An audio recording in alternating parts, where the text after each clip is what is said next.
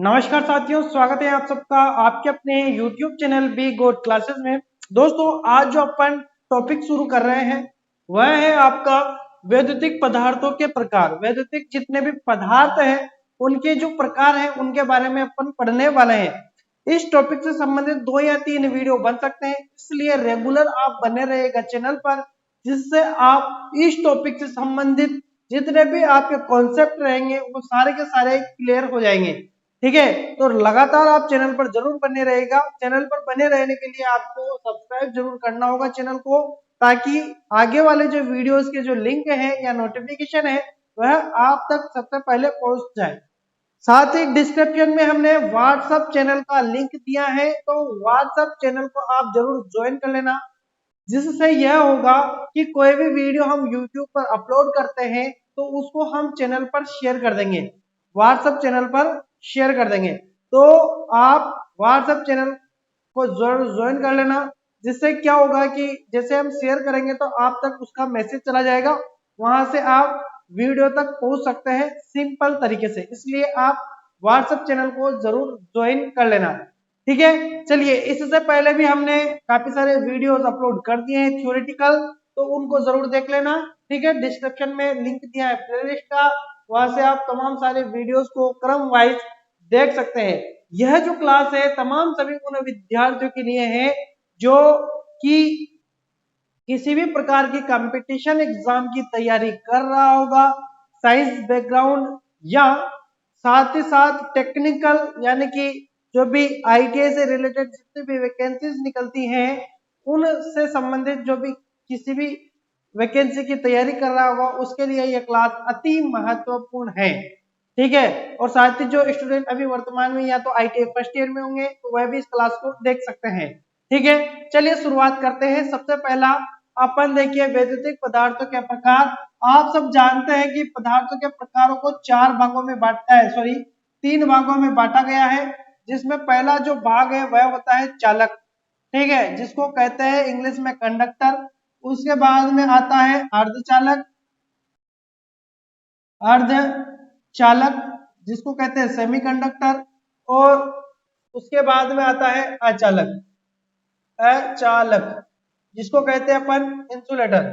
ठीक है, तो यह 3 भाग है जिसमें बांटा गया है किनको, पदार्थों को। ठीक है, वैद्युतिक रूप में। तो सबसे पहले अपन जो पढ़ेंगे वह होगा चालक। तो आज के वीडियो में अपन जो डिस्कस करेंगे वो ओनली चालक के ऊपर डिस्कस करेंगे, उसके बाद में अर्धचालक और उसके बाद में अचालक। ठीक है, डिटेल से पढ़ाएंगे, सारे जो मटेरियल है उन सभी को अच्छी तरीके से अपन कंप्लीट करेंगे, तो वीडियो को अंतिम तक जरूर आप देखना। ठीक है, तो चलिए शुरुआत करते हैं अपन। सबसे पहला जो है अपना टॉपिक चालक। ठीक है, चालक क्या होता है, देखिए चालक जो होता है वह होता है जैसे कि यह बिंदु है और यह बिंदु, यहाँ पर एक कोई पदार्थ रखा हुआ है, कोई भी वायर है या पदार्थ है, यह चालक है। अगर आप इधर से इलेक्ट्रिसिटी दोगे, यानी कि विद्युत धारा दोगे, और वह विद्युत धारा इधर से गति करते हुए और यहाँ तक पहुंच जाए तो वही क्या होगा, चालक होगा। यानी कि जहां पर विद्युत धारा को मार्ग मिल रहा है, जहां पर विद्युत धारा बह पा रही है या विद्युत धारा एक स्थान से दूसरे स्थान तक गति कर रही है, वही क्या होता है, चालक होता है। ठीक है, तो जिसके अंदर धारा बहे वही क्या होगा, चालक होगा। ठीक है, चाहे वह कोई भी हो, चाहे वह तार हो, चाहे वह लोहा हो, तांबा हो, ठीक है, या एल्यूमिनियम हो या जस्ता हो, कुछ भी हो, लेकिन कंडीशन क्या होनी चाहिए, जिसमें धारा एक स्थान से दूसरे स्थान तक पहुंच जाए, वही क्या होगा, चालक होगा। यहाँ पर जो ये बोर्ड है ये लकड़ी का है, यहाँ पर अगर आप तार जोड़ोगे तो यहाँ से विद्युत धारा यहाँ तक नहीं पहुंच सकती, तो यह चालक नहीं है। ठीक है, तो आपको थोड़ा बहुत तो समझ में आया होगा कि चालक आखिरकार होता क्या है।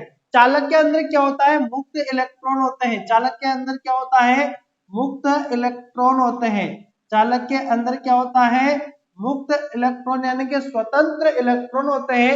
स्वतंत्र इलेक्ट्रॉन होने के कारण ही धारा एक स्थान से दूसरे स्थान तक जाती है। बात यह भी है कि इसकी जो अंतिम कक्षा होती है, अंतिम कक्षा में जो है ना, अंतिम कक्षा जो होती है, अंतिम कक्षा में एक 2 या 3 इलेक्ट्रॉन होते हैं, या 3 इलेक्ट्रॉन होते हैं, इलेक्ट्रॉन होते हैं, ये ध्यान रखना। ठीक है, जो अंतिम कक्षा रहेगी चालक की, उसके जो चालक जो है उसकी अंतिम कक्षा जो रहेगी उसमें एक हो सकता है या दो हो सकता है या 3 इलेक्ट्रॉन हो सकते हैं। उदाहरण के हिसाब से मैं आपको समझा दूं कि जो तांबा जो होता है ना, तांबा में कितने इलेक्ट्रॉन होते हैं टोटल? तांबा जो होता है, तांबा जो होता है, तांबा में जो इलेक्ट्रॉन होते हैं टोटल, वह कितने होते हैं? 29, यानी कि देखो 29 होते हैं, 29 यानी कि 29 होते हैं। तो देखिए बढ़ाएंगे, यहाँ पर मैंने पहले भी बताया था आपको पिछली क्लास में, फिर से देख लीजिए। यह परमाणु का नाभिक, यह पहली कक्षा, तो पहली कक्षा में कितने इलेक्ट्रॉन होते हैं? 2। तीसरी कक्षा में कितने होते हैं? तो 8 होते हैं। दूसरी कक्षा में कितने होते हैं? 8 होते हैं। ठीक है, 1 2 3 4 5 6 7 8। ठीक है, और उसके बाद वाली कक्षा में, तीसरी कक्षा में 18 होते हैं। 1 2 3 4 5 6 7 8 9 10 11 12 13 14 15 16 17 18। ये कैसे आया? और अंतिम कक्षा जो बची इसमें कितना होगा? तो 1 इलेक्ट्रॉन होगा। ये कैसे आया ये मैंने पहले आपको पिछली क्लास में बता रखा है। ठीक है, तो वहां अगर आपने वो क्लास नहीं देखी तो आप देख सकते हैं। ठीक है, अब देखिए यहाँ पर देखिए तांबा जो है ना उसकी पहली कक्षा, यानी कि पहली कक्षा को क्या कहते हैं? के, एल, एम और एन। तो पहली कक्षा में यानी कि के कक्षा में कितने इलेक्ट्रॉन होते हैं? 2। उसके बाद में एल कक्षा है तो उसमें कितने इलेक्ट्रॉन होंगे? 8। और उसके बाद में एम कक्षा है तो उसमें कितने होंगे? 18। यानी कि तांबा की पहली कक्षा में 2, फिर 8, फिर 18, फिर जो एन कक्षा यानी कि अंतिम कक्षा बची उसमें आएगा 1। देखिए अंतिम कक्षा में कितना इलेक्ट्रॉन आ रहा है? 1, यानी कि यह क्या है? चालक है। तो ये जो अंतिम कक्षा है उसी में जो इलेक्ट्रॉन होंगे वह या तो 1 होंगे या 2 होंगे या 3 होंगे। तीनों में से अगर ये आ जाता है अंतिम कक्षा में तो समझ लो वह क्या है? चालक है। वह क्या है? चालक है। ठीक है, ये कैसे आया? तो ये मैंने पहली वाली कक्षा में बता रखा है, वो आप देख लेना, तो आपको ये सारा सिस्टम समझ में आ जाएगा। यहाँ बताऊंगा तो समय बर्बाद होगा। ठीक है, चलिए आगे बढ़ते हैं। तो ये आपको समझ में आ गया होगा कि मुक्त इलेक्ट्रॉन होते हैं चालक के अंदर, और अंतिम कक्षा में कितने इलेक्ट्रॉन होते हैं? 1 2 या 3 इलेक्ट्रॉन होते हैं। देखिए अब अपन चर्चा करेंगे चालक के गुणधर्म। गुणधर्म यानी कि हर एक चीज, कोई भी वस्तु हो या कुछ भी हो, कोई इंसान भी हो ना, तो उसमें भी कुछ ना कुछ गुण होना चाहिए। किसी भी चीज को किसी भी उपयोग में लेते हैं तो उसका कुछ ना कुछ गुण होता है, उसी रूप में अपन उसको काम में लेते हैं। आपको अगर नौकरी पाना है और जिस जगह आपको नौकरी लगना है तो वहां पर उससे रिलेटेड उसके गुणधर्म देखे जाएंगे कि क्या यह इससे संबंधित है। आर्मी में जाना है तो आपका शरीर का भाई आप हष्ट पुष्ट हो, लंबाई अच्छी खासी है, या आप दौड़ सकते हो, फिजिकल आपका अच्छा है, तो आपको आर्मी में ज्वाइन किया जाएगा। अगर आप माइंड खोपड़ी हो, अच्छा हो, टेक्निकल ज्ञान हो आप में, तो आप इंजीनियर बनेंगे। या आप अच्छे डॉक्टर हो, डॉक्टर के गुण रखते हो, इलाज अच्छे से करते हो, तो आप एक अच्छे डॉक्टर कहलाएंगे। तो इस तरीके से हर एक चीज में कुछ ना कुछ गुणधर्म होता है, कुछ गुण भी होते हैं तो कुछ हानियां भी होती है। ठीक है, तो इसी तरीके से यहाँ पर जो चालक है ना, तो उसके अंदर क्या गुणधर्म होना चाहिए ताकि वह एक अच्छा चालक कहलाए। ठीक है, तो उसके अंदर क्या क्या गुण होना चाहिए? सबसे पहली बात तो यह होना चाहिए कि वह जो है ना सस्ता होना चाहिए। क्या होना चाहिए? सस्ता। अगर सस्ता होगा ना तो मार्केट में काम आएगा, कोई भी व्यक्ति खरीद सकेगा। अगर सस्ता ही नहीं होगा, महंगा होगा, तो किस काम का? ठीक है, तो पहला तो गुणधर्म क्या होना चाहिए उसका? सस्ता होना चाहिए। ठीक है, दूसरे पर चर्चा कर रहे हैं तो उसका जो है ना सरलता से वह उपलब्ध होना चाहिए। सरलता से क्या होना चाहिए? सरलता से क्या होना चाहिए? उपलब्ध। सरलता से उपलब्ध होना चाहिए। सरलता से क्या होना चाहिए? उपलब्ध होना चाहिए। तन्य होना चाहिए। तन्य, तन्य का मतलब होता है, तन्य क्या होता है? तन्य का मतलब ये होता है कि उससे पतला सा पतला, बारीक से बारीक तार बना सके। ऐसा नहीं हो कि बारीक तार बनाने में टूट जाए। तो मजबूत भी हो, सुदृढ़ भी हो। ठीक है, सुदृढ़ भी हो, सुदृढ़ भी हो, और साथ ही साथ तन्य, यानी कि बारीक से बारीक तार बना सके, है ना। सबसे ज्यादा तन्य तो सोना होता है, ये ध्यान रखना। सोना जो होता है ना वो सबसे ज्यादा तन्य। सुदृढ़ भी होना चाहिए। सुदृढ़ का मतलब होता है मजबूत। ठीक है, उसके बाद में आघात वर्धे, आघात वर्धे भी होना चाहिए। आघात वर्धे। आघात वर्धे का मतलब होता है अगर उसको मारे वे ना पीटे तो वो टूटे ना, ठीक है, फैल जाए लेकिन टूटे ना। मारेंगे जिससे कि रबड़ होता है ना, उसको कितने आप घन मारो उसके लेकिन वो चपटा हो जाएगा लेकिन वो टूटेगा नहीं, ठीक है। आघात वर्धे भी होना चाहिए, ये आप ध्यान रखना, ठीक है। विशिष्ट प्रतिरोध जो है वह कम होना चाहिए। विशिष्ट विशिष्ट प्रतिरोध क्या होना चाहिए? कम होना चाहिए। विशिष्ट प्रतिरोध कम। हर एक जितने भी चालक है उनका विशिष्ट प्रतिरोध कम होगा तो वह क्या होगा? अच्छा चालक कहलाएगा, वह विद्युत का लॉस क्या करेगा? कम करेगा, ठीक है। तो विशिष्ट प्रतिरोध भी क्या होना चाहिए? उसका कम होना चाहिए, ठीक है। वातावरण प्रभाव से क्या होना चाहिए? अप्रभावित। वातावरण वातावरण प्रभाव से क्या होना चाहिए? वातावरण प्रभाव से क्या होना चाहिए? अप्रभावित होना चाहिए। प्रभावित यानी कि सर्दी का मौसम हो या गर्मी का मौसम हो, है ना, या बरसात का मौसम हो, सभी टाइम पर एक जैसा वह होना चाहिए। ऐसा नहीं कि गर्मी में तो प्रतिरोध बढ़ रहा है या कम हो रहा है, सर्दी में प्रतिरोध बढ़ रहा है या कम हो रहा है, तो ऐसा नहीं होना चाहिए। सर्दी हो गर्मी हो इसका कोई प्रभाव नहीं पड़ना चाहिए, साथ ही वो खराब भी नहीं होने चाहिए, ठीक है।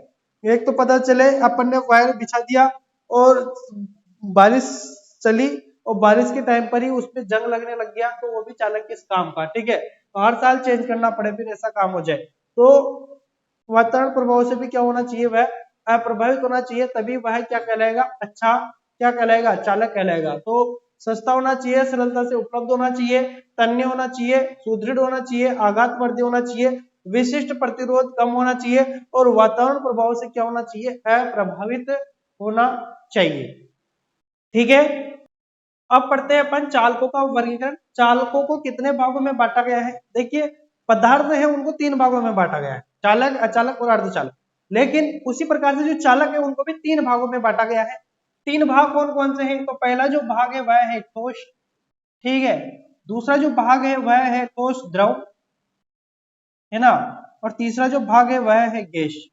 तो तीन भागों में बांटा गया है, ठोस द्रव गैस। ठोस में कौन कौन सा आता है? तो ठोस में जैसे कि लोहा हो गया, है ना, लोहा हो गया, तांबा हो गया, है ना, जैसे कि एल्यूमिनियम हो गया, आदि कर देंगे। देखिए काफी सारे हैं, सारे के नाम तो अपन नहीं लिख पाएंगे, वो मटेरियल में सारा पढ़ाऊंगा आपको। तांबे के बारे में, लोहे के बारे में, एल्यूमिनियम जितने भी चालक है सारों को अच्छी तरीके से आपको डिटेल से पढ़ाऊंगा, ठीक है। हर एक कॉन्सेप्ट क्लियर करूंगा, टेंशन मत लेना। ठोस क्या होता है? इसका आकार, आकार, आकार और आकृति निश्चित होती है, निश्चित होती है। आकार, आयतन या आकृति जो भी है वह क्या होती है? निश्चित होती है, निश्चित आकृति होती है। लोहा आज जो पड़ा हुआ है वैसा का वैसा कल भी नजर आएगा, परसों के दिन भी वैसे नजर आएगा, है ना। उसको यहाँ से उठा के दूसरी जगह ले जाओगे तभी वो वैसी वैसी आकृति रहेगी। मतलब कोई लोहा है, एल्यूमिनियम का वायर है, तांबे का वायर है, क्या आप उसको यहाँ जहां रखा वहां अलग दूसरी जगह रखा क्या अलग होता है? क्या वैसा का वैसे रहता है, चेंज थोड़ी ना होता है। तो उसकी जो आकृति है वह वैसी वैसी रहती है। दुकान से लाए घर पर तो भी गोल है, और वहां से जहां अपन को लगाना है वहां लगाया तो भी गोल है। तो जैसा का जैसे रहेगा ना, तो आकृति क्या रहती है उनकी? निश्चित रहती है, एक जैसी रहती है, जैसे अपन उसको छोड़ेंगे वैसे अपन को मिलेगा। लेकिन द्रव के केस में ऐसा नहीं है। द्रव के केस में क्या होता है? द्रव जो होते हैं ना, द्रव जैसे कि H2O, H2O क्या होता है? जल होता है ना, जल हो गया, ठीक है। तो यह भी एक क्या है? चालक है। जल भी क्या है? चालक है। लेकिन जल कौन सा होना चाहिए? आशुद्ध, है ना, अशुद्ध जल होना चाहिए। शुद्ध जल में चालकता नहीं रहती, अशुद्ध जल में चालकता रहती है, ये आप ध्यान रखना साथ ही साथ। या इलेक्ट्रोलाइट हो गया, क्या हो गया? इलेक्ट्रोलाइट, इलेक्ट्रो इलेक्ट्रोलाइट, इलेक्ट्रोलाइट आता है। अब देखिए यहाँ पर इनमें क्या होता है कि इनका जो आकार है ना, आकार है ना, आकार निश्चित नहीं होता, निश्चित नहीं होता है, नहीं होता, ये ध्यान रखना। क्योंकि आप सब जानते हैं कि जल को आप, जैसे कि आपने नल में पानी आया उसको आपने किसी पात्र में भरा, तो वो जो पात्र है उसकी आकृति ले ली, फिर उसको आपने गिलास में डाला तो गिलास जैसी आकृति ले ली, फिर गिलास से किसी और चीज में डालोगे फिर वैसे आकृति, यानी कि इसमें क्या होता है कि ये आकृतियों को क्या करता रहता है, चेंज करता रहता है, जिस पात्र में डालोगे उसी प्रकार की आकृति ले लेगा। तो आकार निश्चित नहीं होता है, और प्रवाह का इसमें क्या होता है, प्रवाहित होने का गुण होता है, होने का गुण होता है, गुण होता है। यानी कि यह क्या हो सकता है, बह सकता है, क्या हो सकता है, यह बह सकता है। लेकिन क्या तांबा कभी कभी आपने देखा है कि बहते हुए, नहीं देखा ना, तो उसकी आकृति क्या रहती है, निश्चित रहती है। लेकिन जल की या इलेक्ट्रोलाइट, इलेक्ट्रोलाइट होता है जो बैटरी के अंदर अपन डालते पानी, बैटरी के अंदर जो पानी डाला जाता है उसको इलेक्ट्रोलाइट कहा जाता है, ये आप ध्यान रखना। ठीक है, गैस के बारे में चर्चा करेंगे, तो गैस कौन कौन सी है, तो जैसे कि गैस जो है ना वह हीलियम है, आर्गन है, हीलियम, हीलियम, आर्गन, है ना। इस तरीके की जो गैसें होती है इनमें चालकता होती है, चालक का गुण होता है, इनमें इनमें भी करंट एक स्थान से दूसरे स्थान तक जा सकता है। हीलियम हो गया, आर्गन हो गया, एक और होती है वह नियोन। नियोन तो आपने सुना ही होगा, नियोन लैंप के बारे में, टेस्टर के अंदर नियोन लैंप होता है, ट्यूबलाइट आती थी जिसका स्टार्टर बनता था वह भी नियोन लैंप का ही बनता था। तो नियोन गैस में भी क्या होता है, चालकता का गुण होता है। ये सब चालक है, सभी जितने मैंने लिखा है ना, लोहा, तांबा, एल्यूमिनियम, H2O, जल, इलेक्ट्रोलाइट, हीलियम, आर्गन, नियोन, ये सब चालक है। तो इनको तीन भागों में बांटा गया, ठोस, द्रव, गैस। तो गैस इनमें क्या होता है कि गैस, आप खुद जानते हो गैस का कोई भी आकार रहे नहीं, टंकी में भरेंगे तो टंकी जैसा हो जाएगा, जैसे वातावरण में खुले में छोड़ेंगे तो उड़ जाएगी, तो इसका तो कोई आकृति नहीं है ना, आकार और आकृति तो इसकी भी नहीं है, आकार आकृति निश्चित नहीं है, निश्चित नहीं है, आकृति और आकार निश्चित नहीं होता है, ये आप ध्यान रखना, है ना। लेकिन आप ये भी ध्यान रखना, एक चीज ये है, नोट करके लिखना कि कोई भी गैस होती है ना, नोट करके लिखना कि आदर्श, आदर्श गैस चालक नहीं होती, नहीं होती। जो शुद्ध गैस जो होती है ना वह कभी भी चालक नहीं होती है, ये ध्यान रखना। आदर्श गैस चालक नहीं होती है। चालक बनाने के लिए, चालक बनाने के लिए लवण, लवण की मात्रा मिलाई जाती है, यानी कि डोपिंग मिलाई जाती है, लवण की मात्रा मिलाई जाती है, ये ध्यान रखना। ठीक है, लवण की मात्रा क्या की जाती है, मिलाई जाती है। तो आज के लिए इस वीडियो को अपन यहीं पर ही विराम देंगे। कल वाले वीडियो में अपन इससे रिलेटेड, यानी कि जैसे कि लोहा है, तांबा है, एल्यूमिनियम, सबसे अच्छा चालक कौन सा है, सबसे कमजोर कौन सा है, किसकी कितनी चालकता है, किसकी कितना गलनांक है, तो ये सभी के बारे में अपन कल वाले वीडियो में विस्तार से चर्चा करेंगे। तो आज का वीडियो यहीं पर ही विराम देते हैं। वीडियो अगर आपको पसंद आए तो इसको लाइक कर देना और अपने मित्रों तक जरूर इसको शेयर कर देना। ठीक है, तो मिलेंगे नेक्स्ट वीडियो में, तब तक के लिए धन्यवाद, शुक्रिया।